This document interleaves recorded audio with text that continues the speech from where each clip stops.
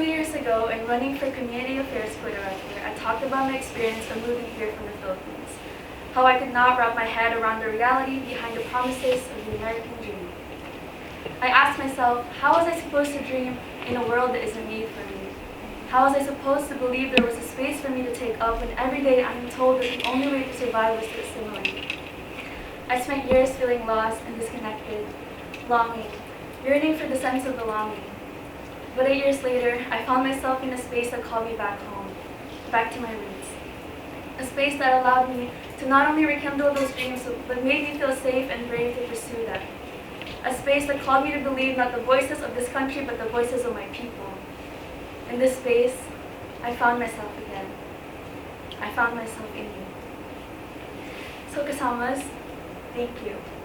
Thank you for trusting this space to tell your stories despite years of generational silencing and erasure of our culture. Thank you.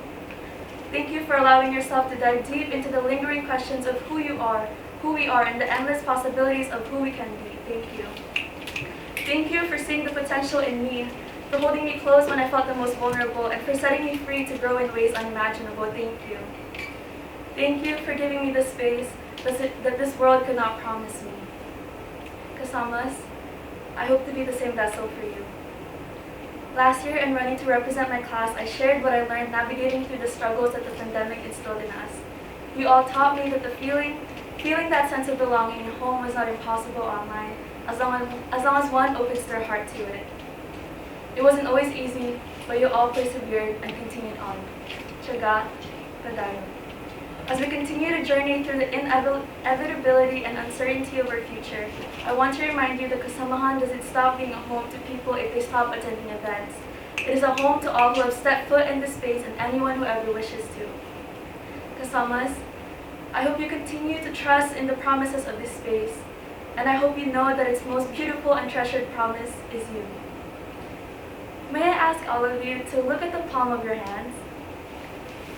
My Lola used to tell me that the lines on your palms are a reflection of the people that came before you, but that as you grow, they become a reflection of the people around you. Looking at these, imagine all our stories left untold. Although we weren't always given the space to speak our mind, every experience, every struggle, every resilience of our ancestors are all embedded written in the palm of our hands. As Fuentes would always remind me, our hands are built by our culture, and these hands are building the culture. And so it carries strength, it carries history, it carries your story. Your stories are this space's greatest weapon. In upholding the pillars of Kasamahan, pre-professional, cultural, community, and political, and social, I strive to uplift, empower, and amplify your voices to continue storytelling and building the bridges with one another and those we meet beyond the space of Kasamahan. I encourage you to start within. Kagandahang loob. I want you all to see what visions and dreams lie within your hearts, and I want to ensure that you have proper foundation and opportunities to thrive and pursue them. For the culture, by the culture. But how has our culture evolved? In adapting in the ways our community has changed, we must open to challenging our perspectives and traditions to better learn and understand the lived experiences of our kasamas within the indigenous community and those who have endlessly fought for justice, human rights, and reparations. Laban. I encourage you all to take it even a step further.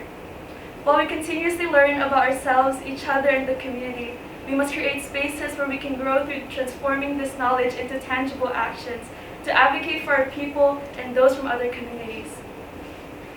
Moving forward, I encourage you to strengthen your hands. Strengthen the lines on your palms by holding on to each other, kapit bisi. Not only the people you see in the space, but even those who may not identify with us. Although we live in a society where we have to compete for resources in order to better our own community, we have a conscious choice to be united. The choice that we make to stand in unity and solidarity with one another is a choice to fight against the white patriarchal standard that has been taught to us, to fight the battles of colonialism and imperialism with each other, not against each other. I recognize that we all come from different places, backgrounds, and experiences, but our shared identity pulls us back on the same roots, Kapwa. I am not me without you. Kasamas, I am here to meet you halfway. I am here to help you see the potential in you. I am here to guide and support you in any way you want to grow. I am me with you, and I am me before you. It's been humbling to serve you, grow and learn with you, experience you and stand with you.